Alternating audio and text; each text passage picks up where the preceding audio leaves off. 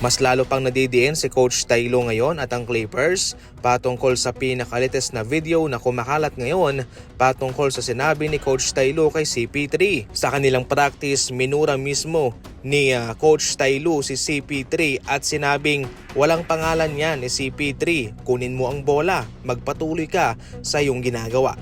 Para bang kanilang binabastos mga idol itong si CP3 na kanilang tinanggal sa kanilang roster, sa kanilang rotation. Ito ho'y umanin sa samusaring reaksyon at marami talaga ang nadismaya sa pangasal na ito ni Coach Tylo. Pero ayon naman kay Bones Highland, kanyang dinepensahan itong si Coach Tylo at ganoon naman daw talaga kung magsalita itong kanilang coach.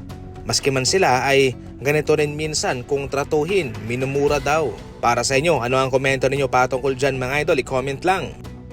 Samantala, naipanalo naman ng OKC Thunder ang kanilang laban kontra Dallas Mavericks. Si Shai mismo ang nanguna pa rin sa kanyang kupunan. Meron siyang 33 points, Holmgren 15 points. Sa kabila, si Marshall 18 points mga idol.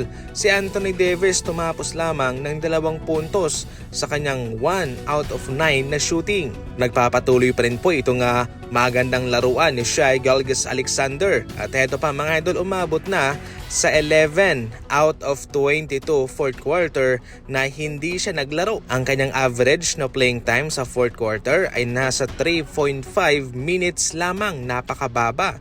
Pinipreserba ng OKC Thunder ang kanyang katawan, ang kanyang kalakasan, mapanatili ito sa tamang kondisyon para sa playoff. And at the same time, walang problema sapagkat sila'y patuloy na nananalo. Samantala, matunog pa rin sa ngayon ang panawagan ng Warriors fans na mag-resign na lang itong si Coach Steve Kerr sa kanyang trabaho. Magaling naman si Coach Steve Kerr, pero sa ngayon ay nakakasawa na ang kanyang parating ginagamit na small ball lineup. Marami naman siyang mga big man dyan na mga bata pa na kanyang pwedeng magamit, pero palaging small ball lineup ang kanyang inilalagay sa loob ng court. Way back 2024 nang siya'y pumirma ng contract extension sa Golden State Warriors sa presyong 35 million. Dahil sa kontratang iyan, si Coach Steve Kerr ang highest paid coach sa history ng NBA. Pero ngayon, eto na ang kanyang panghuling season.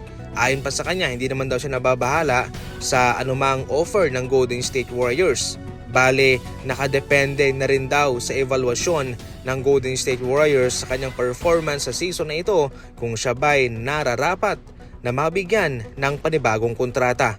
Sa madaling salita mga idol, kung wala siyang makukuhang kontrata ay okay lang sa kanya. Kung meron man, kanyang tatanggapin. Ang issue lang kasi kay Coach Steve Kerr ay parati pa rin siyang nakastock sa small ball lineup. Pero kung sakaling kanyang mababago ang kanyang coaching style ay okay naman yan para sa mga Warriors fans.